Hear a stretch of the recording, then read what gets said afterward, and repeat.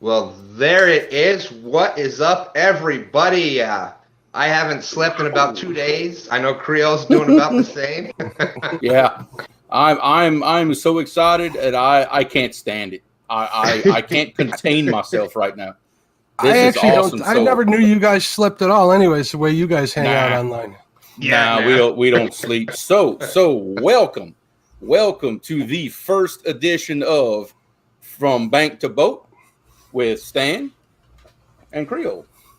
Thank you very much for having me, guys. I feel honored and blessed. Well, Mark, the honor is ours. Yeah, I wouldn't have it any other way. I get a little emotional with things, and for this to be coming back around, I was the first guest on your Friday night show. Now you're the first guest on our Friday night show, and what that means to me, you'll never understand. All I can say is thank you. You're very welcome. It was a pleasure having you, and it was a pleasure having Creole for his first time online too. Yeah, that's it. My very first show I ever got invited to was that man right here. So that was the beginning, man. I love it. I enjoyed our conversations. It was a learning experience for all of us. I think I definitely absolutely appreciate you guys being there to help me out big time. So anything you guys need from me, you just let me know. I'm here for you. I appreciate it. And look, before we get started with our introductions to the fine people in chat, I would like to recognize the sponsors of this show tonight. Our financial sponsors would be Diane Smith and Laura Dufour. Got to recognize them. They are the I like the golf clap. Our financial sponsors, our biggest fans. Hopefully, I'm gonna say this, and I hope she's watching. Gotta recognize. That's right. Without them, I wouldn't be able to be here doing this. So yes, totally agree, Creole. But anyways, here we go. We all love this part. I know when I first came in, I loved when I heard my name being called out, and we got Mike Urban out there on everybody's show. Thank you, Mike. I appreciate everything you do. Avid Fisherman is here. And for those that don't know, Creole and I, big things. We are the guests this week on Avid and Katie from the Bank Show. So if you haven't heard enough of us talking tonight, come on Avid Show on Sunday night, 9 o'clock Eastern, 8 p.m. Central, right after Palmetto Cats. Fishing the Mid-South, formerly known as Mike and Lola. Fishing with Big Mike. Mike Sampson. Sampy, how are you tonight? I'll let you take from there, Creole. Well, from there, the first name I see is Andrew D., which is my brother. He's that big, tall fella you see in some of my videos. We already said hi to Mr. Mike Irvin. My boy, the one and only Roger, Muskrat Adventures. Thank you, brother, for coming hanging out. I see Tim, the Kentucky Big Cats and Bourbon. I see Mr. Dale Hayslip. I see Rob with Mo Creek Fishing. Let's see who else. Kind of scrolling through chat real quick. Mr. Dave Garcher. We have got, let's see, Uncle Lou, Mr. Lee. Very, very nice of you to hang out with us this afternoon. Your boy Troy. I love Uncle Lou. Oh, I love him even more now that I'm getting a set of planer boards from him. I really love him now. I'm excited to get my hands on them. Those are nice. Well, I don't want to bring this up, but I've already got our 2 stands fishing ones in already. That's all right. We got cool things coming for ours. I promise. We're gonna do some unconventional stuff with some planer boards. You know me, I can't be normal. All right. So who else we got, Stan? We got here. Mark, you seen anybody out there that we missed? I need to mention D is out there. What's going on, D? I see Catfish Weekly. I see Catfish and Chaos, David Garchar, Epic Catfish, Fishing Chick, Has Life, Fishing and Cooking with Mike Chavez. What's going on, Mr. Chavez? You know, he's got a video out there about cooking brisket, and I love to eat, man. I really chewed through another phone case today. Yeah, I chewed through another one. And it just doesn't taste as good as that picture looks, does it? No, not quite. I've been saying I got a brisket in the freezer. I've been saving for a couple of weeks from now. I don't know. We might have to break that out a little early. So, I agree. Just let me know what time I need to be there, Mark. Hey, anytime you're welcome. You let me know. By the time you get here, it'll be cooked. I guess so. Like 16 I need hours. I need 8 to 12 hours. I can get it cooked. I can't make it there that fast. That's what airplanes are for. That's. Did you say hello to your wife, Laura Dufour? I see her out there too. I Or are you going to get in trouble for not saying hello to her before I did? Mark, I'm glad it's no different. I'm glad it's no different at your house than it is at my house. So. Yeah, hey, we're all in that boat. I'm always on thin ice. Pardon the expression. I know you're an ice fisherman, but I'm always on thin ice. Keeps life interesting. You want to go? Who else you guys see out there? I see Sharina's keeping it real. Jared O, Catfishing Fever and Outdoors. Go ahead. I see. Yep. Go ahead, Stan. Ace Catfishing. Thanks for coming in, Ace. What's up, Greg? Of course, D's so good. You got to say D twice. Congratulations to her and the dad. Awesome video. Awesome day they had on the river. I just watched that video and the smile got bigger and bigger on my face the better day they were having. If any two people deserved a better day than that, it was Chad and D. So absolutely. Say hello, and hello to Chad. I'm sure he's out there. If D's out there, he could be listening. Maybe he's watching on his TV. And you know what? I happen to know that fish was a little bigger than he let on. So he's being pretty humble about it. So Chad, next fish you get that size, you gotta holler out. You gotta let people know. You better believe it. Maurice, it was so nice. It was so nice of D to allow Chad to reel in that fish for her. I'll tell you, it was so nice of her. I'm telling you, she just right there. Man, he's got to be tired of hearing that. He must have heard that 12 times already. I'm not tired of hearing it. This is true. Chad's a good sport, though. Oh my goodness. Oh, we got Maurice out there, Maurice Cason. Absolutely. Hey, Maurice. Shout out to Maurice. Always a pleasure. Love everybody here in the Catfishing family, Two Stands Fishing family, the Creole Catfishing family, Catfish and Crappie family. We all love you all, each and every one of you. Is Lynn from Catfish Fever and Outdoors, Brian B. Catfishing, Sharina, again, got to say her name a couple times because just the excitement she brings into it. Chad Nolte, Rick's Fishing Adventures. And if we missed anybody, I truly apologize. I see a Jason out there, Brian B. But anyways. Jared O. A lot of people. I see a Jared O, the Wandering Fisherman, Twisted Fishing Outside. Uncle Jeep. I see Uncle Jeep out there quite a bit lately. Oh, wow. Your boy Troy. I see a couple of them. I'll give you guys my secret after the show on how to see everybody a little better. I still miss somebody. You get a little better idea. I'll tell you how it's done. I got you. Thank you.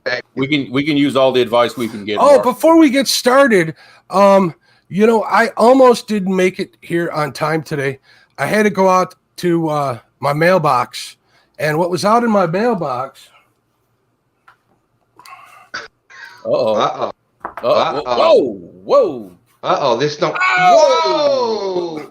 Oh! That's what I'm talking about. And I bet Creole didn't know I had this sitting here by me, so I'm thinking I was giving him the business a little bit. No, I didn't know what you were fixing to do. You checked the tracking number before the show, Creole? I didn't think you got it that fast. I got it today, which showed up today. I just got about an hour ago. Well, Mark, I ain't gonna lie. You look pretty good in that hat. I look good in any hat, man. I ain't gonna lie either. That's what I've been told. Anything that covers up my bald head makes me look good. That's what it is. I don't know if it's the purple and black and gold or the state of Louisiana there, but they're quite the Cajun colors, I have to admit. There we go. Hey, now that's Stan and I, that's a show for another day. Now I just want to put this out there. This is not my hat. Yes, it is. No, it's not. See, you don't even fit my big old head. It's not my hat, but that's what the straps are for. You got a staple gun in the garage; it'll take care of it real quick. Here. We've already lost half of our viewers right there. That's it. Gone. Yeah. Show's over. Show's over. Yeah, we'll talk about that whole chicken show a little bit later. I love it. Thomas Littlepage, awesome to see you in. Great reporter out there of everybody. We love you and Sharina. Oh, I do need to say hello to two people. Probably my friend Betty and Katie, if they're out there listening on their TVs. Hello, ladies. I want to make sure that you don't think I forgot you again. I get in so much trouble. You have no idea. We've been having some questions about how you can get those hats, Jeremy. It's very, very easy. You could either email me at creolecatfishing@yahoo.com, or you can message me on Facebook. Just hit me up on Facebook. I can send y'all the PayPal link. I'm going to sell them for $30 shipped anywhere in the United States. Makes it nice and easy for everybody. You don't have to worry about the extra shipping. It's $30 no matter where you live in the U.S. And for our friends that live across the big pond there, if y'all want one, y'all message me. I've got the paperwork to ship overseas. We will get together and we will figure something out. If y'all want a hat, I'm going to make sure y'all get one. So y'all just hit me up. Very cool. That is awesome, Creole. That is awesome. And you can see we've got two colors. I've got the gray with the purple webbing, and Mark, he is modeling my other color, the black with the gray.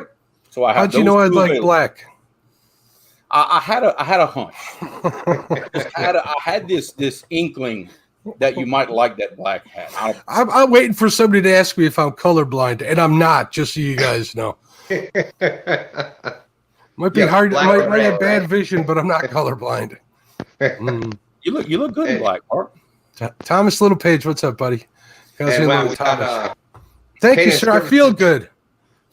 Now, I know, Mark. I've been wanting to ask you a question for a very long time, and this kind of goes out with everybody out here. Obviously, you are a man of many passions. You have a passion for flatheads. And yes, I said flatheads. That's right. Thank you. I'm not saying the S word on this show. Not happening. You're lucky I said flatheads and not yellow cat. But anyway, yellow cat. Yeah. Passion for that. You have a passion for crappie, as we call them, sac-a-lait. You've got a passion for bowfin. You've got a passion for you got a passion for everything. If it swims, I like to fish for it. If I can feel that tug on the end of the line, I'm a happy man. That's right. But I know for a fact that you have many, many more passions besides just fishing. I know you've got a passion for music. You've got a passion for history. You've got a lot of things. So my question is, which one or if all of your passions do you think helps you be a better fisherman? Wow. My relationship with the man upstairs, I ain't going to lie. Because I feel like I'm in his church when I'm out there fishing. It keeps me out on the water even longer. That is an awesome answer. I like that. I may not be someone who goes to church every Sunday or anything, but I can't look upon the beauty and the grace that's on this earth without thinking about the man upstairs. Absolutely. I love it. That's just the way it is. I was thinking about that today, and that's the first thing that came to mind. So maybe that's a reason for that, but that's a lot to do it. And obviously my family and my heritage, they all drive me to do what I do. So I got you. Hey, that's an awesome thing. That's an awesome answer too. And that reminds me of every Sunday morning, stand day morning, when we're out there on our live, some people have said, well, you're fishing on Sunday morning, but every Sunday morning that I'm out there, I am just, praying. I'm just so overwhelmed by God's creation and how blessed I am to be fishing every Sunday morning with my son. So even though we're out there fishing on Sunday mornings, there's a country song that said, what is that? I'd rather be on the river fishing than in church wishing or thinking about fishing or something like that. But there you go. I totally agree. To each their own. Everybody has their reasons for doing what they do, as long as they keep their head on straight and right, and that's right. And, take the time to be a better person. I think you'll be all right for the most part. You'll find your way. If you haven't, you will eventually. So, absolutely. So, Mark, what have you not crossed off of your bucket list yet? Blue cat, you know that a blue cat. You guys are giving me the business. We're gonna get on that. I'm actually I had and I saw D in there. Hello again. Hello, not D. I saw Betty in there. Sorry, now I'm in trouble again. Here we go. Mm-hmm. Betty wanted me to cross it off. Betty told me in December. Betty, we love having you in. Thank you so much, Betty. Mark had called you out a couple times already. That's what she came. It's like saying Beetlejuice, but I said Betty 3 times and she showed up. Yeah. See, there you go. Only in a good way. All right, so Betty had wanted me to cross it off before the first of the year because it was on my bucket list last year, and I'd gotten an offer to go fish at the end of May, so I kind of decided to hold off on that, and I'm going to work on getting that first flathead of the year here, and hope my the earliest I've ever caught a flathead on the Fox River was April 16th. Was it the 6th? April 16th or the 26th? Okay. I got to look at my log. So I'm going to try and beat that this year. That's hard to do. That we're looking at 50-degree water by then, maybe 51 degrees. Still that cold. Well, it'll hang in there for a while until the weather kind of gets bumped up. Or if we get a lot of warm rain, which helps. But y'all still have some snow and ice melt? No, it's all gone. We did have some snow last week on actually Tuesday this week, and I actually I got these Rode wireless mics that I love using on my videos and stuff. Oh yeah, $200 and some odd mic. I roasted it in the snow. I'm waiting for a replacement. Oof.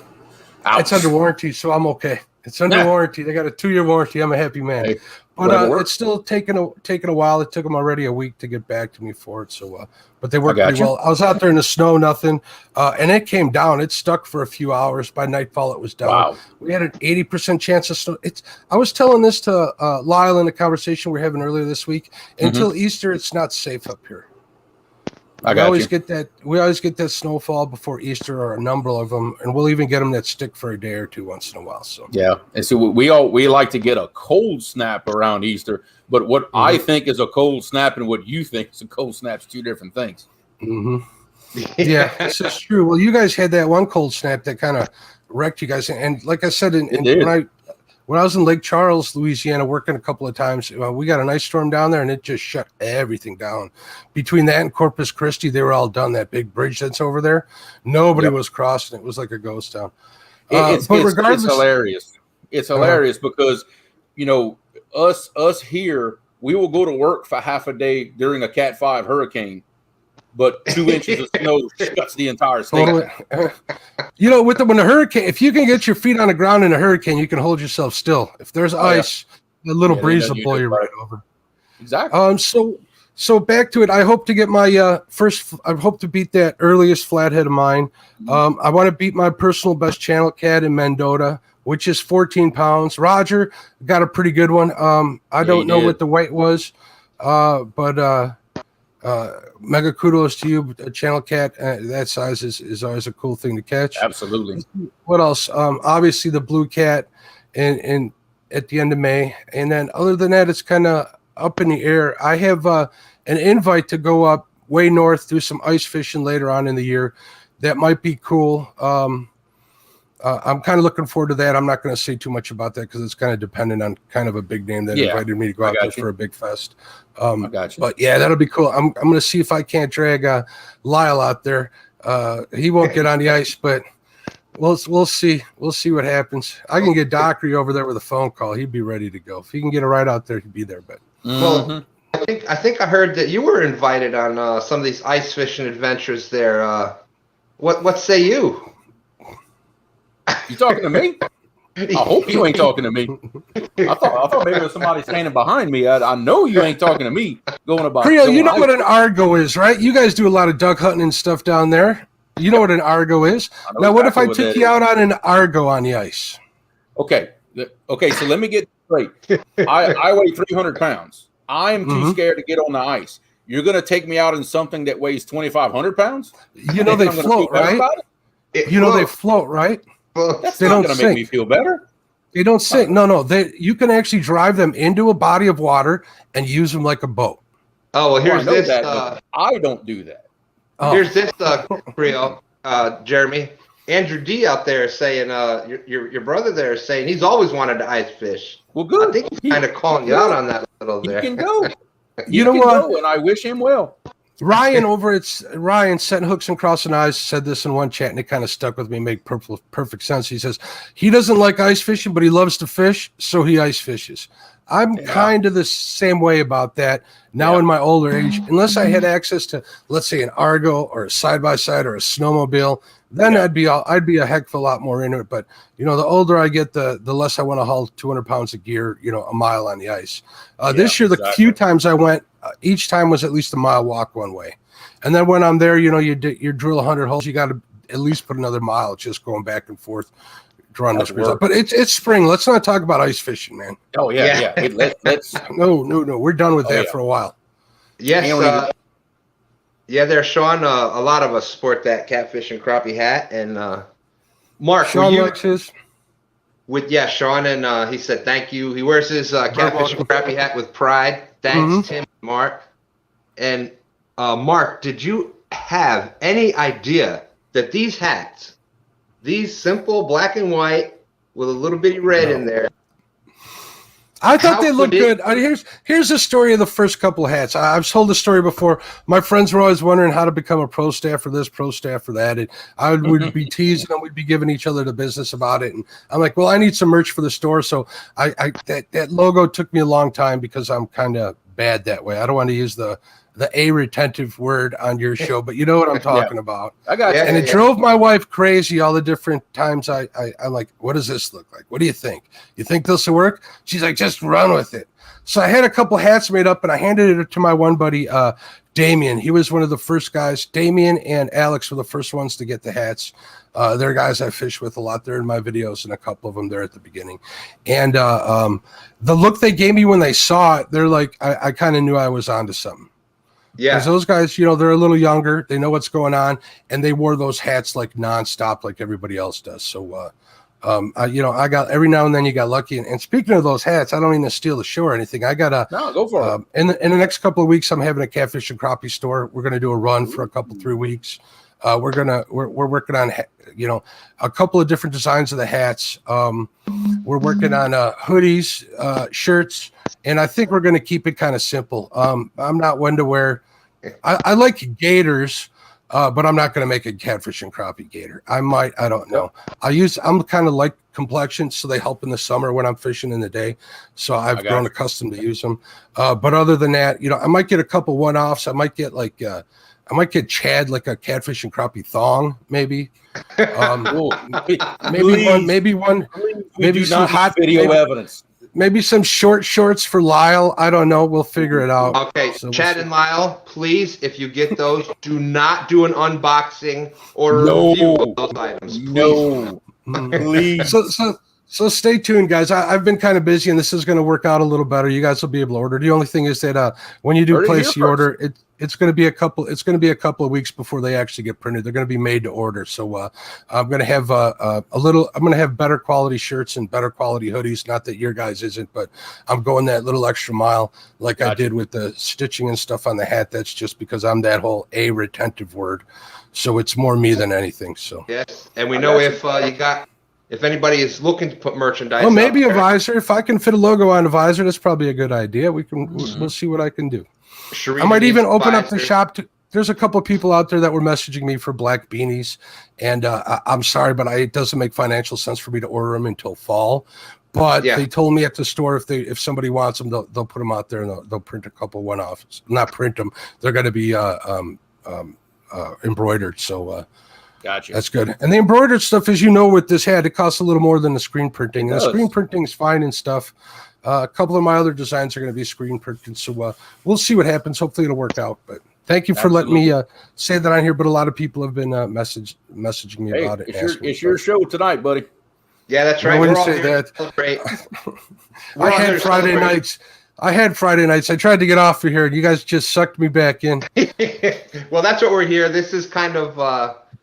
you did such an amazing job with Friday nights, and I hope that Creole and I are going to be able to continue that excellent show that you put out. I want to make sure I thank Avid Fisherman for giving me the opportunity. He had me on his show first. We want to shout out, and when he had some stuff go on at work, he let me kind of step in there and do my show, and it worked out for the best. So and he's kicking butt on Sunday night, so I think it worked out great for everybody. Oh my gosh, we were kind of talking about this a little bit before the show, Mark.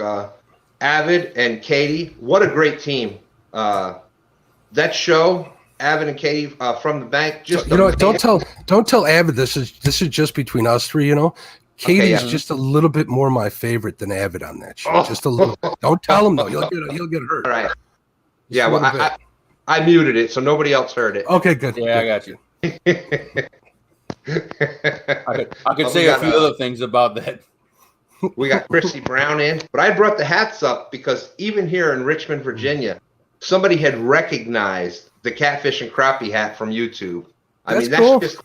That's just the amount of how that got out there. It's just unbelievable. That's pretty cool. Let's see, Ozark Guys Fishing. Welcome, welcome, welcome. Great to see you in again. I know you're out there doing the computer thing out there, so good luck with that. I hope that's working well for you. Hi, Chrissy Brown is in. Catfish Heroes came in. There was Lyle, Catfish Weekly, another one. Love what Lyle. So I was talking about the co-hosts. What you have going on Thursday nights, and with Panfish Nation with Lyle. And then also on the, the sporadic Saturday night jig tying show. Mm-hmm. I mean, winner, chicken dinner. If you don't enjoy that show and learn something and just have a blast on the Saturday nights when you're doing that, and the Panfish Nation show, unbelievable shows. We have a blast on that, both on the Saturday and Thursday shows. I'm really fortunate to be a part of that and blessed as well with that. And that shows nothing without the people who go in there. And I'm not real surprised, and Lyle's not real surprised, but a lot of people have said, wow, it's really starting to take off, and how much they enjoy being there, and how much of a different atmosphere it is. I mean, everybody fishes for panfish, from the guys looking for bait to the people taking their kids out. Someone taking a girlfriend on a first date, right? They want them to catch fish. What are they going to do? They're going to take them bluegill fishing, right? If they're smart, that's what they're going to do. Take your grandparents. You can get them out on a dock in their wheelchair if you have to. How can you go wrong with that? I mean, it's great. Sure, it's not the biggest and most sought after fish. Well, actually, it might be the most sought after fish, but the most challenging fish to catch. But it's depending on how you go about it, how challenging you can make it, and how serious. Who out there can say that at some point they didn't grow up with a little pole, a Zebco 33, and a little red and white cork in their hand, trying to catch brim, learning how to fish? I mean, who can honestly say they haven't done that? That is the beginning of fishing. That's how everybody learns, and that's how a lot of times we get new people, especially kids, in the sport with us. Is you show them how to brim fish first, and it develops from there. But well, here's a secret, and I don't think there's any people that are in danger of being. You notice I said in danger of being new parents. But if you're taking those grandkids out, if you want them to fish the rest of their lives, you got to put them on fish, and panfish is the way to go. Absolutely, there's nothing better when I know, like around home, we'll have big gaps in the cypress trees, and those brim will stack up in there and make big beds. You get on a hot brim bed, that is fun. Epic says it's catfish or none on a date. Well, Tim's an exception there, Tim. Yeah, we would expect nothing less than that from Epic, from Tim Scott. I want to see the look catfishing with him. On her first. Wait, what? Is this a first, or you got something you want to announce there? I'm good. Okay, good. He said if I were better looking, he'd date me. If Tim takes her out on that jet boat of his going through that one river that he has that video on, there might not. Well, if there's a second date, it would be a match made in heaven. But I don't see too many. Well, you never know. There's some exciting women out there. He's never rowed with me in a boat either, so he ain't gonna scare me in a boat. Well, I brought up the. You're a drag racer. That's the problem. I got a friend like you, and I stay out of his car. Yep. I had brought up the jig tying, Mark, because recently this week you've caught some nice crappie on those jigs that you were tying. For the first Yeah. Explain the emotion, because I've done that. I've made my own lures, tied my own flies. All right, I'm not going to lie. The first fish I caught, which was a ditch pickle, probably about 2.5 pounds. It didn't look as big on a picture, but it was a pretty good fish. Hooked him right in the nose, which is fine, And then I started hitting and getting in on the crappie. And then the feeling was, oh, my God, I need to order a peak vise, which is like a $200 fly tying vise. That was the first thing that came to my head. That's the problem I have. Yes, that is my problem. And then the next thought was, I think I'm almost out of this white deer tail. Yeah. And then I'm like, oh, this is cool. I better get some pictures. You see, honey, I'm not the only one. No, I want to make sure you hear that. I'm not the only one. She thinks it's just me. No, not at all. It's all about the gear. I mean, I think all of us. I find maybe ditch picklers are a little more than us, but even us catfish guys we're gearheads. We love gear. We love the new toys. We love the latest thing that comes out. I mean that is fisherman's bling. If you Have you seen how many colored jigs there are for crappie fishermen? They got catfishermen blowing out of the water. Endless. Man. It is endless. Ridiculous. Hey. They invent new colors just for us crappie fishermen. That's the thing. All you got to do is check one of SK's shows, and man, yeah. I got the hotline over to Limits Tackle over there and a couple other ones. I just ordered like 400 jig heads, assorted sizes, and I'm having them custom powder coated. Wow. I was like, all right, we'll use some PayPal money. She won't see that. Yeah, there you go.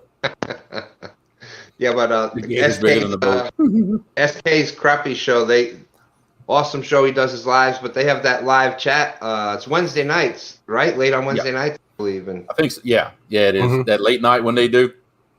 There's a lot of good info that gets passed in that show. If a lot of good stuff. You're looking at following that panfish, of course.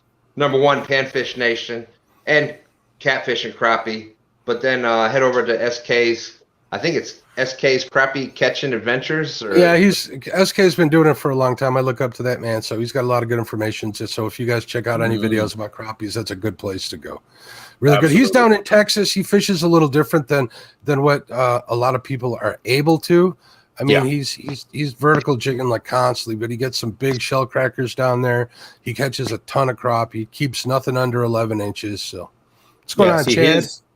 His style of fishing is very similar to what we do here in Louisiana. I mean, that's why I relate to his show a lot, because a lot of the information he puts out is very relevant to our area here. Even like the water color they deal with is very similar to what we have here. So he and I have had some conversations about it. We it's such a good matchup for catching the sac-a-lait. Right. He's a good man. There's so many good people out there. He's had a couple of really good guests on there that really kind of open up the eyes. I mean, I'm no crappie slayer by no means. I just like them, and I like to eat them even more. On that note, we had crappie for dinner tonight, and the kids came over. There's some kids that wander around my neighborhood, and they're like, "Hey, what'd you do with those crappie?" I said, "Funny, she should ask. We had them for dinner." They're like, They asked if they were good. I'm like, "Would you like to try them?" They're like, "What?" I go, "Yeah, I got some left over. We just finished." They're like, "Okay." So I let them have it, and that's it. I think they're fans for life. They're ready to go next week. Yep, that's They're ready to go. Mm-hmm. All right, so I'm going to bring someone else up on the stream that is going to be. Well, I guess we'll wait till he comes up, and we'll kind of get into that a little bit. But there he is. What's going on, there Tim? He is. Hey, everybody. There he is. So what we're going to be doing here on the show, we're going to try to bring like some little segments to everyone, and one of the segments that we talked about doing was our epic tip of the week. So epic, what do you have for us fishermen? Doesn't have to be about catfish. What do you have for us for your tip of the week for everybody in chat? Well, the first tip of the week is, I heard Jeremy say something about boat rides don't scare him. Nope. If you ride in the scary river with me and you tell me you're not scared, I got to believe you're lying. You ain't going to scare me in a boat. Never heard anybody not be scared in the scary river. Here's a drag racer, right, Tim? It is, and it's tight hairpin turns with big giant rocks the size of dump trucks. Fast water and rapids, and there's places where you cannot see the top of the river. Like, it looks like the river ends, and I just go up them and go down them. I've been known to jump low head dams a time or two. Not very often, but every once in a while. You ain't gonna scare me. Okay. All right, I'll hold you to that. Well, anyway, Mark, I talked about these right here. Yes, sir. Found them the other day. Perfect. I knew I had them somewhere, and this is a whole roll, and these things are vintage, 20 years old at least. Fantastic. I just want one. Let me know what I got. Stickers. I want one of those. Check it out. Wow. All you guys have to do is you three send me your address by text, and I'll send some out to you. Perfect. I'd appreciate it, my friend. Absolutely. That is awesome right there. Yeah, that's a little piece of history. I'm gonna put it on my bake cooler right next to my no chicken sticker. How about that, Tim? There you go. All right. You sparked it now, Mark. I see the chicken hat coming back out. I'm gonna make her bring that hat back in here. Hello, guys. Hi. Hello, young man. Hey, how are you? All right. So, welcome back to Creole Hey, Catfishing. Hey guys, come on. No, We're going right somewhere. Come on. That is awesome. no. All right. There's so your biggest. There's your number one supporter right there, Jeremy. Creole Catfishing. Trying to get him to reel in a fish. Nice. We'll let you guys get on with this thing. Maybe we could just say, if you guys have anything you want to ask me, anybody in the chat, anybody in the whatever, I'll try to answer the best I can. And you know it won't be short, so we better get a move on.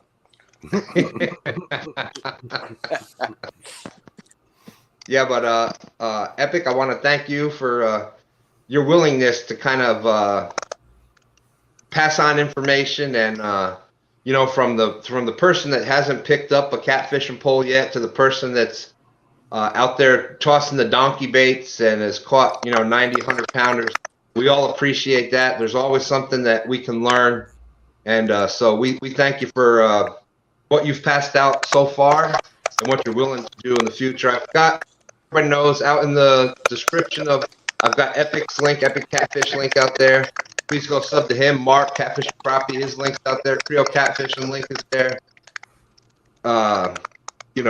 The links are out there, so definitely, please go sub to everybody there.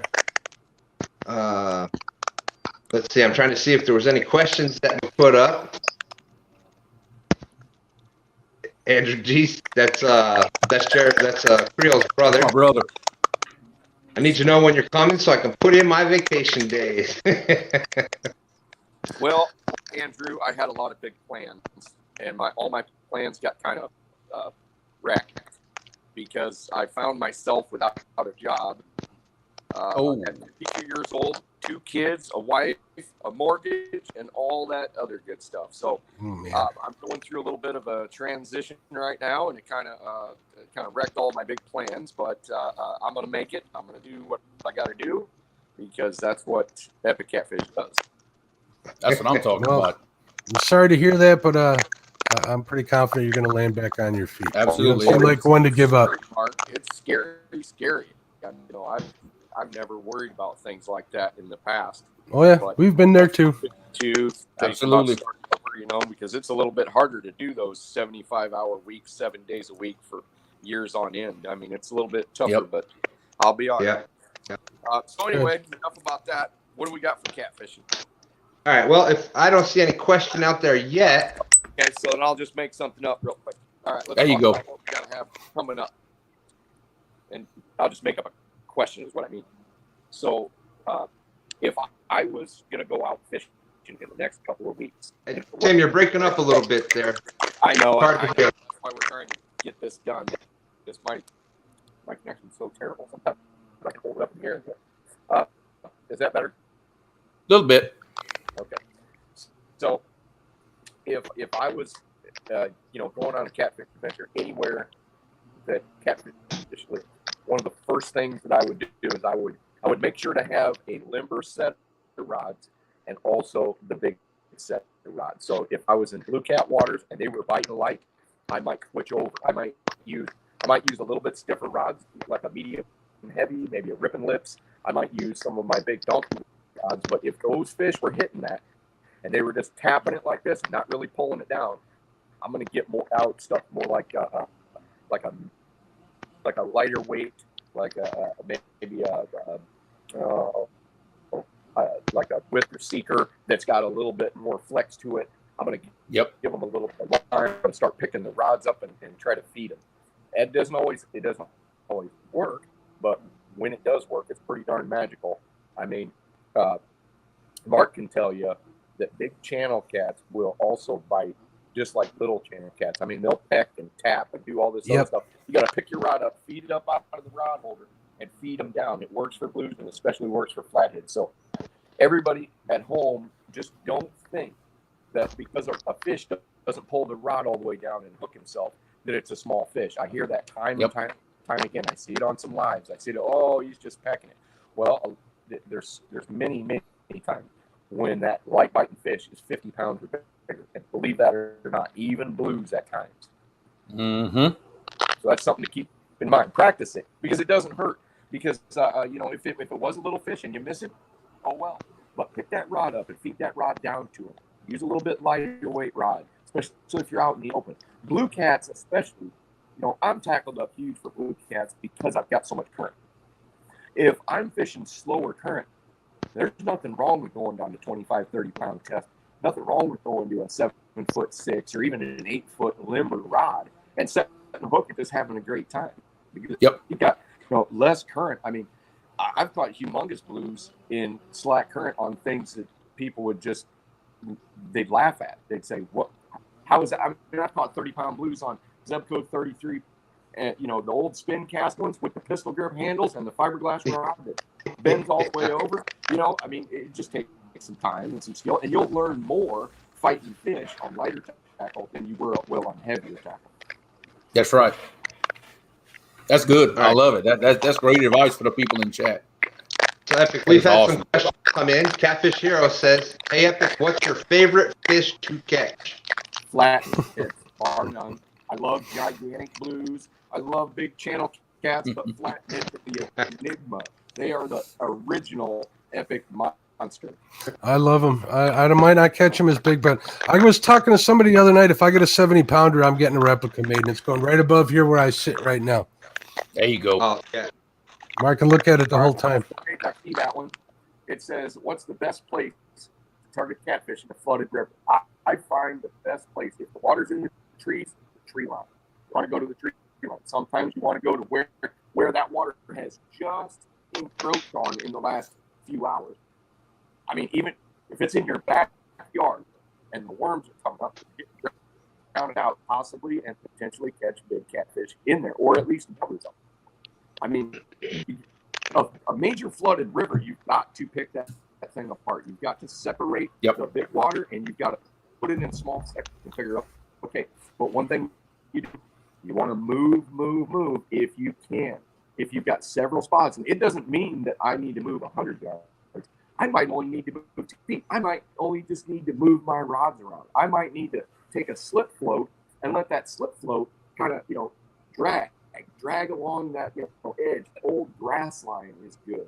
I mean, the same thing in lakes and ponds. I mean, you get some lakes, or you don't even have to have water in lakes and ponds. You just go to the windward side, take a slip float, guesstimate how, that secondary lip, there's usually a secondary lip on the other side of the weed line, and just let that, you don't even have to cast accurate. Just overcast it, let the wind blow your slip float into the weed line, and usually you'll not that catfish. Yeah, and that goes back to what you have taught us and what we've all learned about bait placement. Bait placement is the number one thing of catching fish. You can put a okay bait, but in a great spot and catch fish. You can have the best bait in the world, but if it ain't in the right spot, doesn't matter. Absolutely. That is the key. Yep. Move. Know your habitat.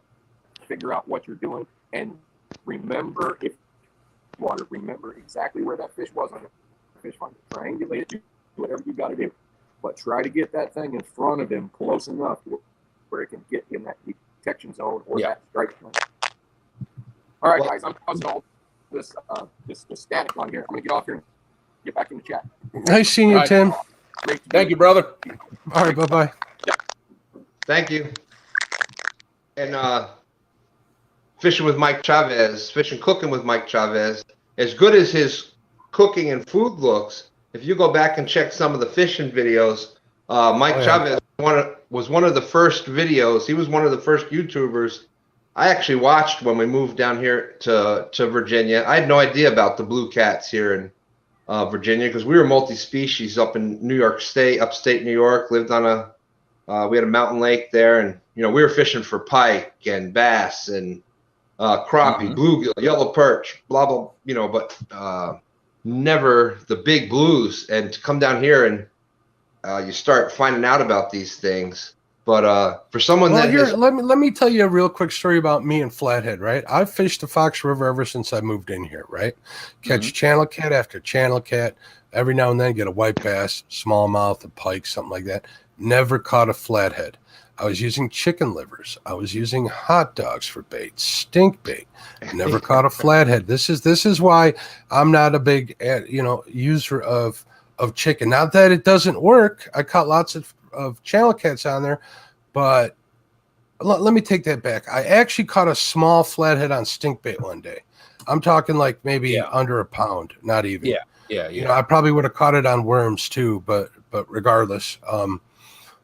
So that's my story. That's the whole chicken thing. But once I found out those fish were in there, saw some pictures, talked to a few guys, piqued my curiosity, and it was all downhill from there. Well, it was uphill for a year, and then the ride down is the hard one where you're spending night after night looking for them. So, yeah, but I think it's like anything else. You with the flatheads, and that's something that we're going to chase too, coming up very soon. But it's the same thing with the big blues. Once you get that taste of catching those big fish, I know I was never the same after that. It's rough. I was never the same. And along those lines, Mike, I guess we're going to have to the James River is kind of a unique river. There's not a lot of rivers that are, the size of the James that are contained in one state. The James River is all here in the state of Virginia. And you've got two distinct, it's a tidal river, but only up to a certain point. Right here by Richmond, there's the fall line, and that's where the tidal area is. You got the lower James and the upper James. Well, the majority of your flatheads are up right up here at Richmond. They're kind of up at that fall line. And that's where you're going to catch the majority of your flatheads. Mike Chavez fishes. He's a little bit further east and south out in Virginia here. So he fishes the lower James quite a bit more, where it's almost down to the saltwater. And that's just big blues. So there's not a lot of flatheads there. So yeah, when I think about blue cat fisheries, I think of Watts Bar. I think of the Tennessee River. I think of the James River. I think of the Missouri River, and of course the Mississippi, without a doubt, especially the Mississippi and the Missouri River. And you guys are fortunate to be on, Stan's fortunate enough to be on that James River, and if I was there, I'd absolutely take advantage of it. The Potomac isn't too shabby, too. No, you can't. Potomac. No. And that's an important point that I'll make to a lot of people out there. What's considered a nice fish, what's considered a big fish, very much depends on where you're fishing. Some people do not fish in waters that have 100-pound fish. Or let alone I've ever seen one that's a third of that size. Yeah, I mean, I know, Mark, where you fish, a 40-pound flathead is a massive fish. You are in the 99 percentile of what's in that river. It just because you watch other people catch 100-pound fish does not mean that you can't be proud of your 20-pound fish that you caught. I had that conversation with Adam Cook on my last show. I had him as a guest, and he's a professional guide out there on the James River. And the first thing he says, man, you put somebody on a 20-pound fish that's never caught a 20-pound fish before, and they're happy. They're like, don't. And we talked about not letting size get in the way of your happiness. Don't worry about those pictures on Facebook. Right. Worry about the act of doing it. Worry about being consistent, and the big fish will come. Yeah, absolutely will. Granted, there's some trophy. There's like Tim and a lot of the guys out there are trophy hunters and stuff. And I don't mean to actually use them as trophies, but you know what I mean, trophy catfish hunters. Yeah, exactly. And that's all fine and dandy. But I mean, those people are what 99 point or like 0.1% of the catfishing population, maybe 4 or 5% at most. Everybody wants to do it, but the ones that are dedicating the time, they're out there catching 2 and 3 pound baits. The ones that are, bagging and tagging shad and when they're in the dams, stuff like that. It takes, people. I don't know. I'll tell somebody that I love to fish for catfish, and they're like, "Really?" And then I'll show them a picture of like a flathead and talk to them about the stuff I can do. Or a neighbor will be over having beer, and they're like, "What's that noise in your garage?" And I'll show them a bait tank that's full of bluegill the size of my big old 2X hands. You know what I mean? And they're like, "You're out of your mind," and they just don't get it. Yeah. Which is probably good, at least in a heavy populated area like here. Yeah. And I can relate to that because in our area in Louisiana, trophy catfishing really isn't a big deal at all. I know in our little area of the state, I'm one of very few people that does it. And hey, I've got the whole place to myself. So let me save my butt here and the Ohio River. I'll add that to that list because if I forget that one, I'm going to get a lot of heat from the shovelhead people out there. Oh, did I say that on your show? I'm sorry. Oh, gosh, dang it! Ow! I thought a shovelhead was a spoonbill, but okay. Now, if you were to forget the Ohio River, there goes like a quarter of your audience. So there's a heck of a lot of fishermen that come out there. The East Coast and the Ohio River, they put out a lot of YouTube channels. They put a lot of tournament fishermen out. I'm definitely not going to lie. The Mississippi River obviously has a lot of people out there that are coming, so you cannot deny. And of course, you got the Tennessee threat to everybody. They can get put on some pretty big fish too. So, yep, absolutely. But I mean, for somebody first starting out, just trying to catch a catfish, look, just get a catfish on the hook. Get them on the hook. Catch. It doesn't matter how big they are. Use some chicken. Figure out how to catch them consistently. Then you worry about quality. Then you up it from there. Yeah. Get your tactics down. Learn how to tie knots, spool reels, learn how to cast heavier baits and rods, and go from there. And I'm glad that I'll quote something that Stacy Gaston said in a CatCon seminar that he did. If you're gonna specifically go after the big fish, you better be ready to catch that big fish. Mm-hmm.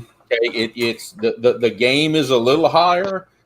Every little thing matters. The knots, how you tie your knots, your line, checking for nicks, every little thing.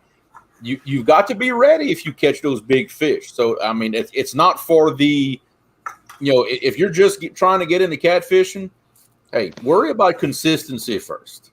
And you know what? I had this talk with Tim before. I have a lot of friends that want me to take them out and go after the big flathead, and by them, big meaning, even a 20 pounder would be big to them, which is fine and dandy. But you know what? I just refuse to do that. I made one buddy of mine go channel catfish with me for a whole year. And I've known this guy for 30 years. And he's like, I want to catch a big one. I said, don't ruin it for yourself. He's like, he doesn't get it. I'm like, if it's too easy and you don't earn it, it's not going to be worth anything to you. It's like, granted, if someone leaves you an inheritance or you earn the equal amount, you're going to be a little more, you have a different outlook on life when you do. Now, also that whole step between earning it teaches you how to be a better angler, as far as I'm concerned. That's right. Definitely. That's right. And it's not just catfishing. We've gotten really good at what we do. We keep getting better at what we do. I'm not bragging. I'm talking about us as a community. Yeah, exactly. All of us. If anything, I think I'm still a beginner. I'm a student of the sport, is what I consider myself. I'm glad that we brought up that subject of beginners and students and where we're at and learning. And Creole and I have been doing a lot of talking, and one of the things that we want to focus on with this show is we've got a wealth of fishing knowledge and years and experience in this community here. However, we think there's like an untapped market of people that are just getting going with this, and they have questions. And that's the majority. That's a good part of what we want to do with the show is try to help people go to that next level. If you haven't started, we want to try to help you get out there and start catching some fish. And if you've been doing that, we want to help you get to that next level of catching that 30 or the 40. There's so many more resources out there for these people, and it's good to be one of them. You know, people like Lyle over at Catfish Weekly, you know, Tim, River Certified. I mean, the list goes on. Kayak Catfishing, Catfish and Carp. Oh my God, does he share a lot of information? There's no wonder why he's such a, you know, a mega channel. Yeah, exactly. Even, you know, you got Dieter and Chris Flores and all those people out there. I mean, the list never ends. So, it's out there to look for. You know, my biggest thing is what I tell people is pretty much stick to the basics right at first. Don't worry about a demon dragon. Don't worry about rattles. Worry about your knot. Worry about casting a bait caster. Worry about finding bait. Stuff like that, you know. Yeah, I would say before you even go to the river, if you've never fished before, pick a knot. I don't care what it is. Whatever knot that you can tie the best, that's going to be the best knot for you. Yeah. You know, polymer knot, clinch knot. Well, if you can tie your shoes, you can tie a fishing knot. Yep. Yeah. That's what I tell all these kids that come here want me to teach them. They're like, "Oh, I can't tie that knot." I'm like, hey, "Can you tie your shoes? You can tie the knot. It's just different. It's the same thing. Around and in and out, and you're done." And they're like, "Oh," and eventually they'll get it. What do you got to learn for catfishing? Three knots. You needed what? A no knot snell, polymer knot, and an improved clinch, maybe. Yeah. Right. Anything else? That's it. That's all you need. There's uni knots, stuff like that, and that you can learn later, and that's not even that hard a one. Kentucky rig is easy to tie, but that's something you don't really need to do. Start with the basics, and we're talking basics with all the pros in here. So maybe we should change topics. but get very good at the basics before trying to move forward. It doesn't take long. Everybody thinks it's going to take forever. No. It doesn't. It does not. It depends on how often you go fish. I mean, if I'm having a good year, I'm fishing 4 nights a week, 4 days a week, whatever. I don't know if last year it was kind of hard to do that, not even because of kind of because of COVID, but my business just didn't allow me to do that. Hopefully I'll get some more time on the water. This YouTube's getting in the way a little bit. I need to get more videos and stuff out, and not just tape them. It's all the other stuff that goes with it, which we did talk a little bit about backstage and stuff, but we're trying. I'm not here for a long time. I'm here to have a good time. Right. That's it. Yeah. Hey, that's what it's all about. Let the good times roll. Laissez le bon temps rouler, baby. Amen. That's right. That's right. Fishing has a vast learning curve that can be easily mastered. That's why it's the best sport. Yep. Yeah, and you never stop learning. Never. If anything, you know, because I've been fishing all my life, but I have not been trophy catfishing in particular for about 2 years. Well, it seems like the more I learn, the more I realize I don't know. Because you learn one new thing, then you realize, oh wait, there's 4 or 5 more things that I don't know that I didn't realize. So it's always an adventure. Yep. I mean, I was when I was helping co-host Catfish Weekly, I have zero experience in drifting.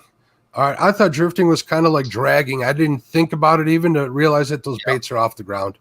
I mean, it's stuff like that. And I've been doing this for a long time, but a lot of people don't have the exposure. I mean, I've dragged baits like 3 times in by myself. You know, something I plan on doing a little more.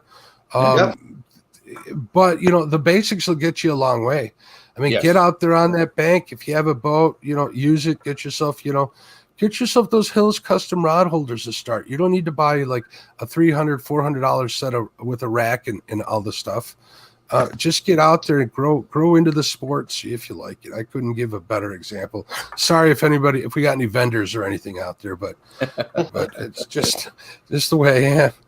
You know what you absolutely need when you're starting to fish for either catfish or crappie is one of our hats. You either need one of these or you need one of these. You will not catch any fish without this hat. And that'll tell everybody you're a professional. There you go. That way, at least you'll look like you know what you're doing. There you go. 2 stands. Or you need a shirt. There you go. Repping the merch, baby. I love it. Repping the merch. And they're Creole. We got John Boys is out there, another Louisiana fisherman. Yep. He's from the Monroe area, I believe, if I remember right. Monroe or West Monroe. North, about 3 hours north of me. That's in the Duck. For those that don't know, that's in the Duck Dynasty area there. Yes, that is Very Duck cool. Dynasty territory. Yep. I'm a big fan of them guys. I don't care what anybody says. They've always been nice to me. They've reached out to me a couple times on Twitter and even sent me some gear. So they're good people. Oh, that is awesome. I've actually got to meet two of them in person about 2 years ago.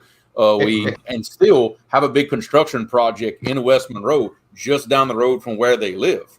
And they would pass through the job all the time, and I'd see them at the store. Really cool guys. I met Jace and I met Willie, and down to earth guys. I mean, you would never know by talking to them that they're famous.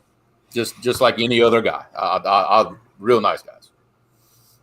You know, that's I think that's a trait of that I've noticed with a lot of Louisiana. You know, I was there when I was a little kid, and we moved to. Well, my father was a true coon ass, and you know, we moved to New York, Pennsylvania area up there.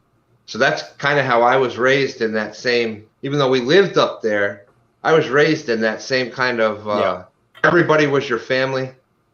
You know, if somebody was hungry, you brought them into your house and fed them. Oh yeah, you better believe it. You know, I think that's a big. You guys trying to make me jealous? You guys know where I live, right?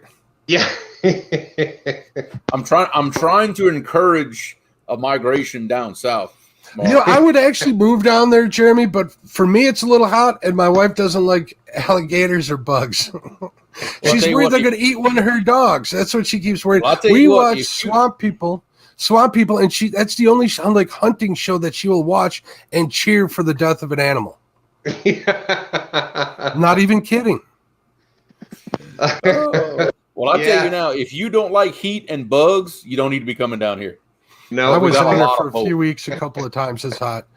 But you know what? I'd love to visit there for long periods of time. I would really like that. It's just, you know, it's almost, you know, it's just a different country down there. Where my uncle lived, to get out to his house, he was out in the bayous off of the lake. And when you say the lake, you know, everybody, you know, Lake Pontchartrain. And I know what you're talking about.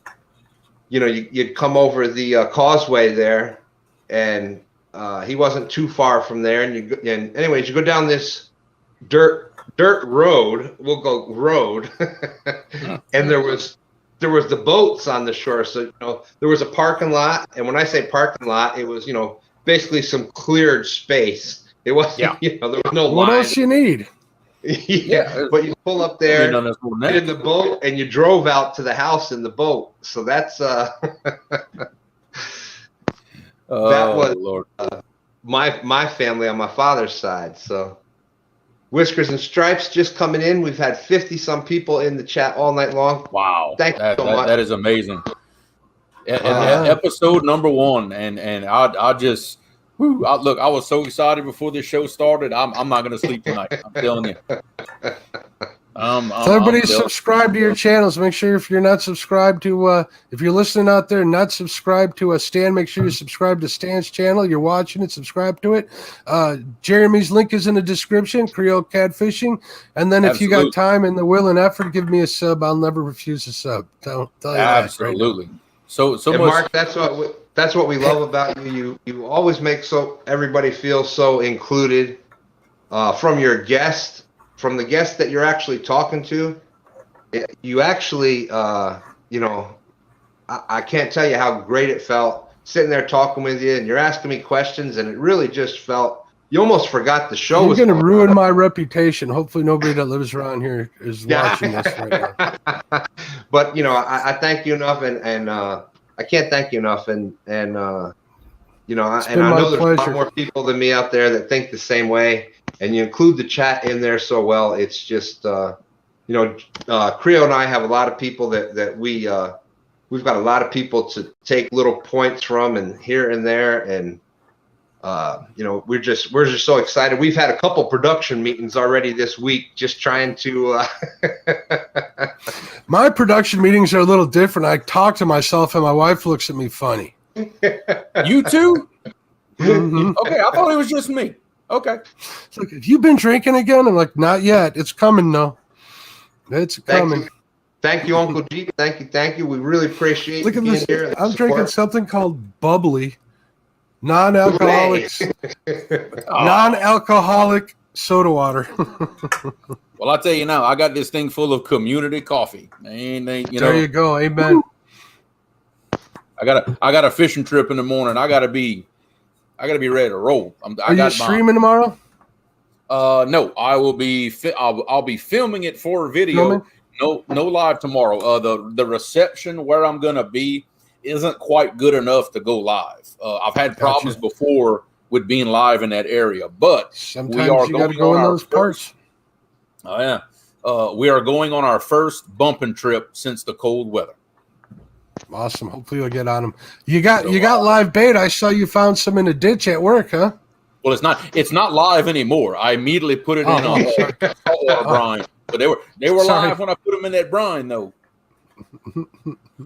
I pull up there, and there's a couple of guys. We're draining water out of this big hole so they can work on it, and they say, "Oh, look, they got some trash fish down there."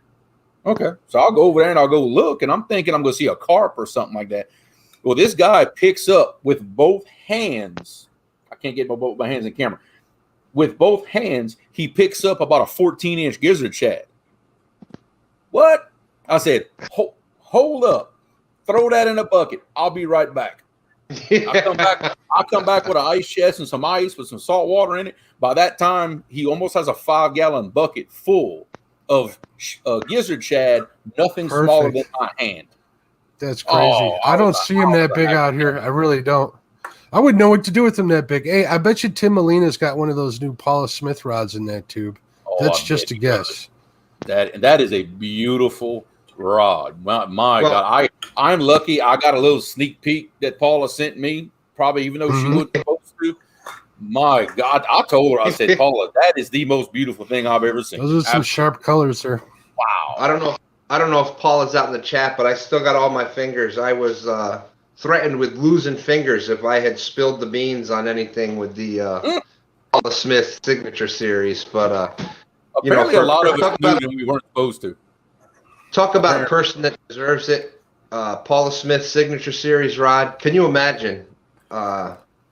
But there's another one. She deserves a lot more with her channel. She's got Fishing with Paula Smith is the channel there. She's got a signature series rod made just for her from Muddy River Catfishing. So just awesome. She well-deserved rod. she has caught what 80s. She's caught I think she is deep in the 80-pound club, and she has visited that club more than once. Yeah, multiple times. So that's trips to the 80-pound club. She's a member. Let me tell you. Woo. Two of the channels that I recommend if you want to see big catfish, because that's part of what we're doing. Is you go. Thank you, Roger. I appreciate you putting out there Fishing with Paula Smith. Fishing with Paula Smith and Epic Catfish. If you want to see some really good videos or pictures or just see some monster catfish of what the opportunities are out there to catch fish that big, Fishing with Paula Smith and Epic Catfish, they definitely have some monsters in their channels. You know what came to mind real quick? I just saw a video from Fishin' Billy, of all people. He had fished with Joey Jellison over at Chat Cats Fishing, and I think he landed a new PB right under 70 pounds. But that thing was probably the longest blue cat I've ever seen. It wasn't all fat. It was long. It was a big fish. Wow. Yeah, because the boat record that my brother caught last year, that 76-pound, it was a really big fish. It was 52 inches long. And that still is a massive fish. So, I mean, like to have one that's not fat, but that much longer, that is incredible. That must have been a beautiful fish. I don't know what the length was. It might even be somewhere where what you were talking about. I think it was up in the 50s somewhere. I could be wrong, though. But I remember seeing it. And you have to remember that, I think Billy's a little shorter gentleman, and same with Joey Jellison. I think they're not really that tall, so that could have something to do. But the fish just looked huge. It looked really big. That's why my brother Andrew in the chat, he is not allowed to pose for pictures with any of our fish anymore. No more, because he is. That's my problem too. I make them look small. He is 6'5" or 6'6". I can hide behind him like this, and I'm 6 foot. Could be worse. He is not allowed to pose for any pictures anymore. Done. No, not happening. He makes them look too small. That's on Could our bring an channel. action figure. If I want the fish to look bigger on our channel, I got to have Stan 3 hold it because you know, I'm over that 400-pound mark. So, you know, a 30-pounder looks like a 10-pounder I'm holding it. And if we catch anything big tomorrow, I'm going to let my nephew Blake hold it. He's the smallest one, but I'm going to let him hold it. I'll tell you now, I ain't holding no fish tomorrow. I want him to look as big as possible. Yeah, the picture of him holding the 76 looks like a way smaller fish than my picture holding my 54. He's a tall boy. If he's 6, you said he was what, 6'7"? 6'6", I believe. 6'6". That's close enough. I have a friend that tall, and it's ridiculous. It's like, yeah, I'm 6'1", and if I stand up straight, I'm looking in his neck. He's almost a full head taller than me. Yeah, for those that did see the fish, he says 6'5" barefoot. He says, yeah, that's what I thought. I'm actually the shortest man in my family. You got to learn how to pose them fish. You got to push that head forward and hold on to the tail. Maybe even get on a seat, kind of tuck your legs in. I think that's the secret. You know, someone's like inviting smaller people to come fish with you. That works too. You know what I watch for in fish pics is whether or not the elbows are tucked. If the elbows are tucked, that means they're pushing that fish way out. So yeah, yep. There's my pro tip for the night. Push those elbows out. There's the tip of the week from Mark. We call it long arming. Long arming, yeah, that's the old from back in the day, Roland Martin and Bill Dance tricks there. Yeah. Mm-hmm. Hopefully, I catch some too heavy that I can't long arm them. That's the goal. If they're too heavy, I gotta hold them against me. Yeah, that's a true thing too. You'll find a way. That's why a lot of guys that get the big fish, you'll see them on their either on one knee or they're sitting there with the fish in their lap so they can get a little better picture. Because I mean, if you're looking at an 80 plus pound, 70 plus pound fish, man, holding it up for a half a dozen pictures ain't gonna be easy.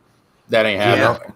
Try holding a bottle of bleach straight out in front of you for 5 minutes and see how long you can do that. Well, I know some guys that can do it for a long time, but a gallon of milk will wear you out. Yeah, and you see a la Epic, when he caught his super monster, he could barely hold it in his lap, much less standing up for a picture. That wouldn't happen. The screen's definitely not big enough to do the Epic imitation. That fish looked like it was a task even to release. Oh yeah. Yeah. That's not a bad problem to have. Not at all, fellas. But unless we've got some other questions out there, we're at 9:15, so about an hour and 15 minutes so far. Mark, congratulations on all your success. Thank you very much. You got Catfish and Crappie on Monday nights after Catfish Weekly. Yep, so you talk 8 p.m. Monday nights. You talk about a great night Monday nights. You got just a couple of great shows right after one another. Then you got Panfish Nation, where you're co-host with Lyle on Thursday night, right after the bait shop with Chad and Dockery.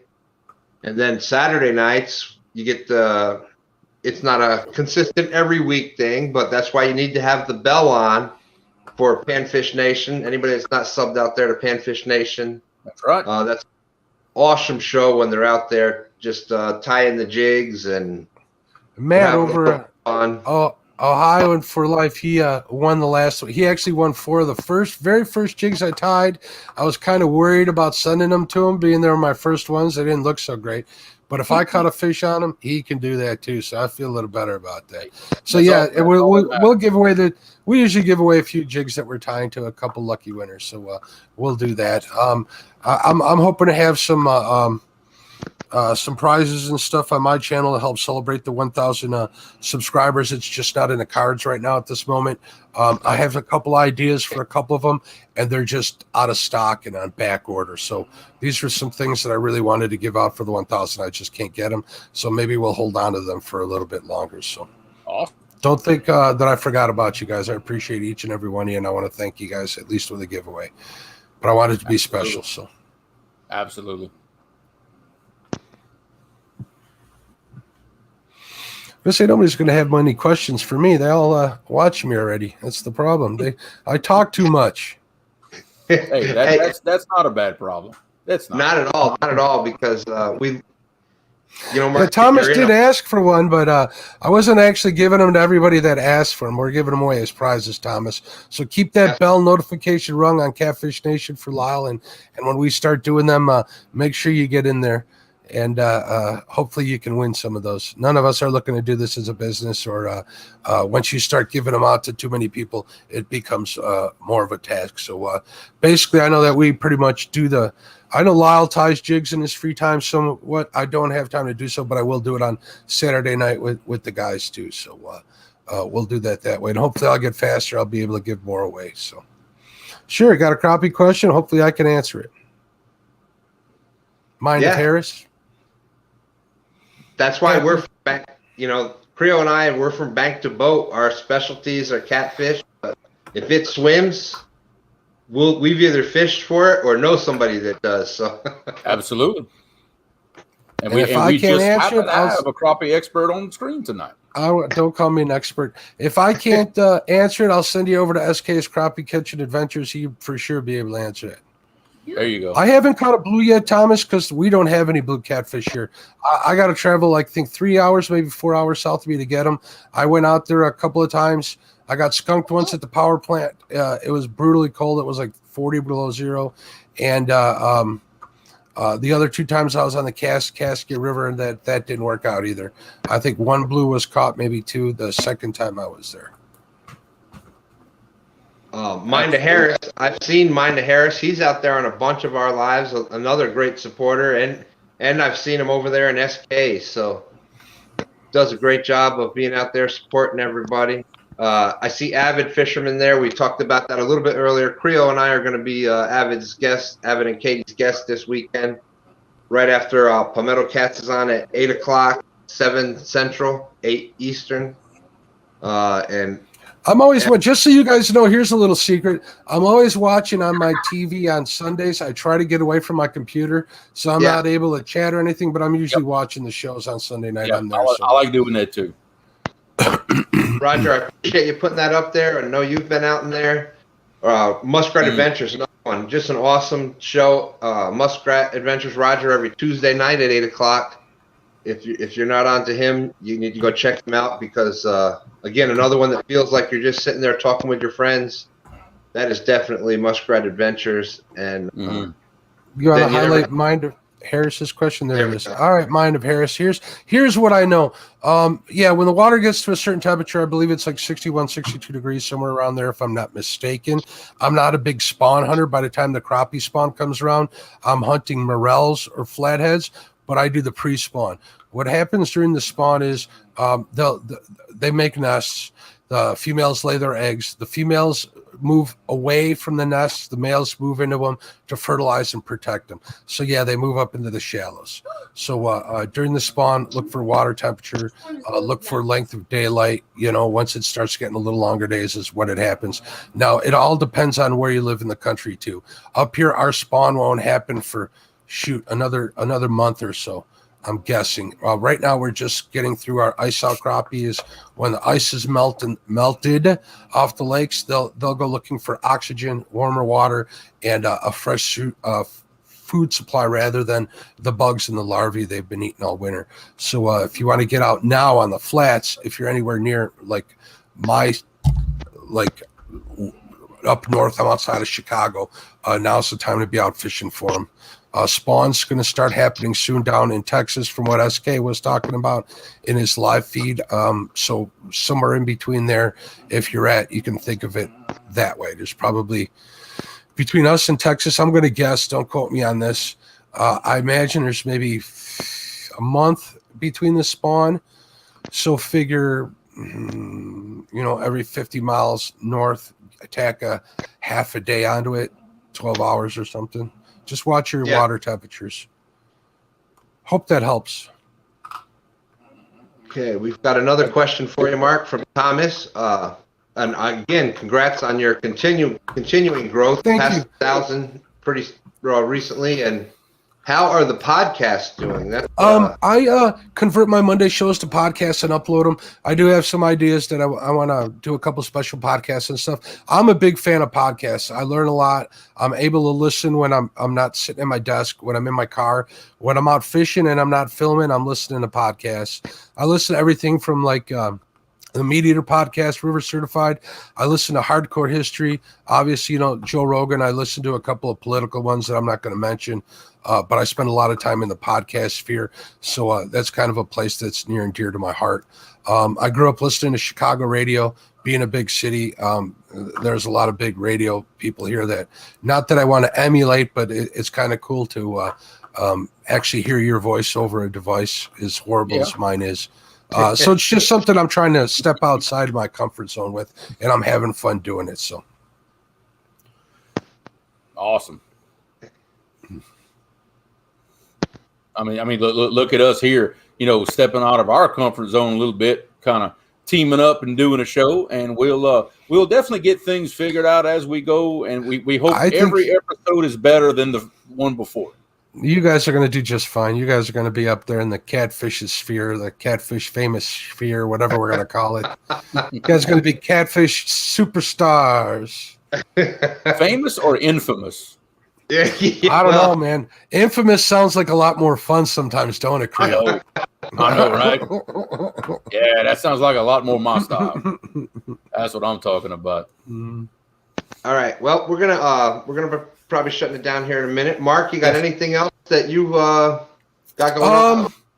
Let me say one more. Thank you. The 1 verse 1 with April 10th. Yeah, I'm sorry. Go ahead from there. 1 versus 1, April 10th. It's going to be who, Jeremy? Well, it is going to be me versus Mr. Ryan Bortz of Blue Collar Fishing.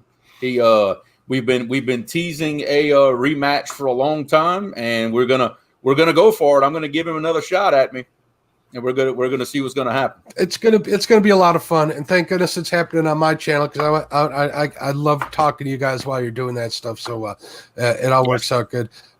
Let's see what else I got to push. If you're not subbed to my channel, please give me a sub. I'm turning into a YouTuber. I always said I wasn't going to be that, but I'm gonna remind everybody to sub to my channel. Check it out. Hopefully there's stuff out there that you like, and if you don't like it, let me know, and I'll see if it's in the cards. We can go from there. There you go. Panfish Weekly is a project that I help Lyle Stokes out with that I'm pretty passionate about. Give him definitely a sub. You won't be disappointed. I could think of much worse things to do on a Thursday night at 8 p.m. after a great show called Fishing with the Chads, the bait shop. That's another thing I want to plug, the bait shop too. Yes, cool. Absolutely. It's always a good time on the bait shop. Yep. Yeah, we do have a lot of fun in there. Sub to Jeremy's channel. Obviously, links in the description. Look at this. I sound like I'm on my own show. I'm in this chair with this mic in front of me. I get into the groove. It comes natural after a while. Mark's doing all the work for us. We can just sit back and relax. I was enjoying it. That's a good guess right there. That's a good guess. And if anybody's in the chat that didn't hear earlier, if y'all want to order one of the hats, you can either email me, Creole Catfishing at yahoo.com, all one word, or you can hit me up on Facebook, either on my personal page, Jeremy Dufour, or if y'all want to look me up on the Creole Catfishing Facebook group. I can be reached either way. This one's mine. I'm not giving it back. I don't blame you. And my thing is, I just, you see people, a lot of people don't realize how important things like this are. Your moderators out there, and the moderators and the people in chat.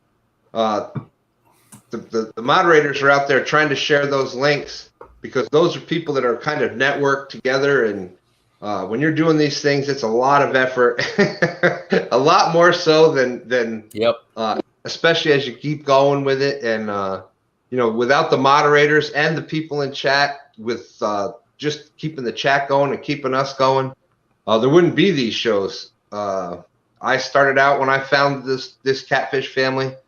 I was just amazed, and I was just happy to be in chat, and I'd hear my name called every once in a while. And I started talking to people, and I'm like, wow, this is awesome.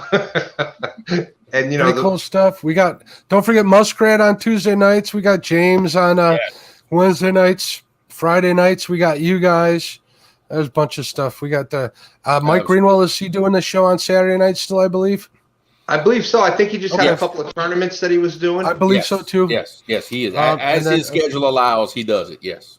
Yeah. So I just saw a couple new names out there, so I wanted to make sure that everybody knows. Gotcha. I know Stan and I talked. Earlier today, a couple of different ideas that we have for the show, and to end the show, everybody has their own way of doing things. I want to take a cue from a very good friend of mine. He's our project manager. Every day when we have our morning meeting, he always ends it the same way, with some kind of inspirational quote for everybody out there to hopefully get them motivated and get out there and just go get it. So with that, I'm going to try to copy him as best I can.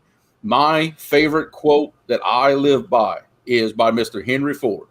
Whether you believe you can or believe you cannot, you are correct. So believe that you can. Get out there. I like that a lot. Go find those fish.